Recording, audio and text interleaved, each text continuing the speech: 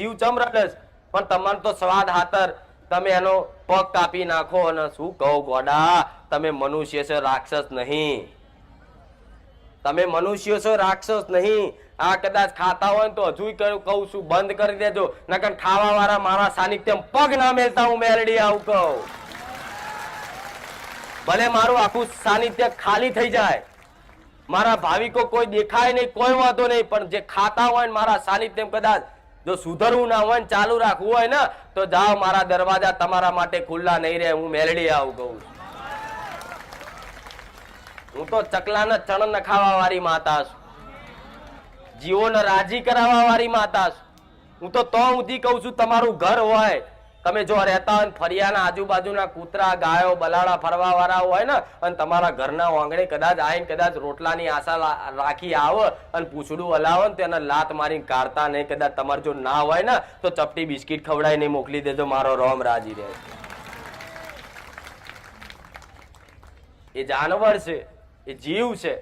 આ બધી દયા ભાવના રાખો ને તોય તમારી માં રાજી થાય કે મારો દીકરો જો દરેકની ઉપર દયા ભાવના રાખે કે નહીં કે તમે ગંદકી રાખો ઘરમાં તો મોકો ચો બે ગંદકી હોય હમણાં ગંદકી કરો જેટલી મોકો ઉડી ઉડી ઉડીને આવશે ને અને બેસે પણ આવા ફૂલ પડ્યા હોય તો મોકો જગ્યાએ શું આવે મધમોખી તો તમારા ઘરમાં મારા જેવી મધમોખી બોલાવી છે મોખો બોલાવી મધમાખી ને આ જે તમને કારણ વગર કહીડે મારા મધપુડામાં હાથ નાખે તો જ હું કહ્યું સાચું ખોટું નકર જે પ્રેમથી રે એને કોઈ દાડ કહ્યું એટલે જો મારા જેવી મધમોખીને કદાચ ઘરમાં બોલાવી હોય કે જે હારો રસ આલે તમારા માટે હજારો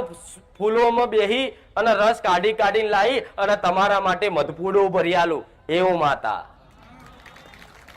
અને પેલી મોખો તો શું કરે બાર ચોક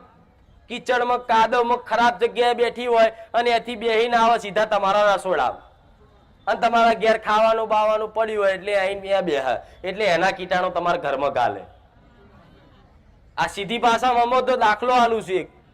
મોખનો મધમોખીનો દાખલો એટલે આલું છું તમને ખબર પડે કે નેગેટિવ હારી શક્તિ અને ખરાબ શક્તિઓ શું છે ફરવા વાળી બધી જગ્યાએ દુષ્ટ શક્તિઓ હોય જ પણ તમારી ઘરમાં જો પવિત્રતા ચોખ્ખાઈ હશે ને તો આવી શક્તિઓ એન્ટર નહીં થાય એવું મેલડી કહું છું આત્મા એ પરમાત્મા આત્મા એ તમારી માતા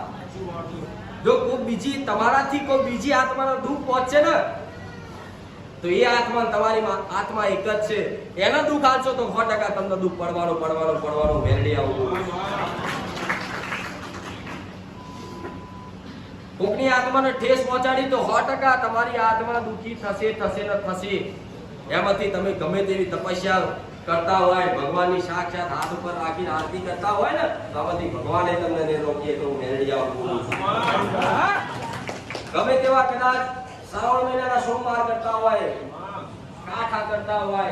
એકટાણું કરતી નકોડા કરતા હોય પણ તમારથી કોક આત્માને ઠેસ પહોંચી તો 100% તમે દુઃખી થશો જ તમારથી કોઈ જીવ જંતુય ને ઠેસ ના પહોંચવી જોઈએ આ મનુષ્યનું ધર્મ છે અસલ કે ભગવાને ખાલી આખી સૃષ્ટિ પર જે જીવ છે 84 લાખ યોની દરેક જોડે નવ નહીં કહેતી 84 લાખ યોની દરેક જીવ છે અલગ અલગ ગાય ભેંસ કૂતરા બનાડા મચ્છર બધું જીવ જંતુ બધું આવી ગયું એમાં એક ખાલી મનુષ્ય એકલો છે કે જેને ભગવાને આવી સદબુદ્ધિ આપી છે અને મનુષ્યને એવું કર્તવ્ય આપ્યું છે કે તમે ધરતી પર રહો તમે ખાઓ અને આવા જીવ જંતુની રક્ષા કરો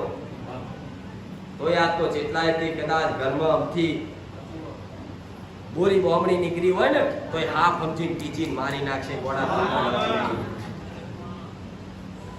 એના મારા તોય ગોગો પાપ લાગે ભાઈ તો કે એવું જોવા જઈશું તો કે કીડીઓ ચેતી જતી હોય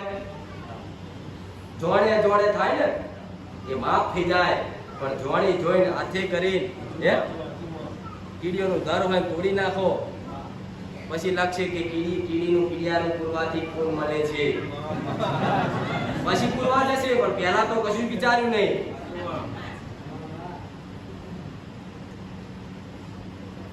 અત્યારે સમય છે ઘેર આ તમારા ધર્મ સમજાવું છું, તમારા કર્તવ્ય છે શું જીવનમાં. આ ખાલી કરજો, નડવા વાળી માતાઓ એક બાજુ સ્ટોપ થઈ જશે. ઓહો તારા કલમ તો જો, હું માતા તારું કશું બગાડી નહીં શકતી, હું મેરડી આવું. જોયા છે દાખલા એવા જબરા કર્મશીલ માણસો, મહાન પુરુષો. નડી કોઈ મેરડી, નડે કોઈ ગોગો, નડી કોઈ ચામુંડા, તોય ઉદ્ધાર થઈ ગયો. તમને નડે બધું, બધા તમારા ગુના નડે તમને. ગુના ખરો તાર મારા જેવી કોક માતા એને ઉભી થઈ જાય કે જો હું મેલડી હતી અત્યારે હું કીધું મને ફરતો હતો ને ભાઈ ભુવા નાથમાં ના આવું. કોઈ ભૂવો એવો જબરો નહીં તમારી પેઢી ફારી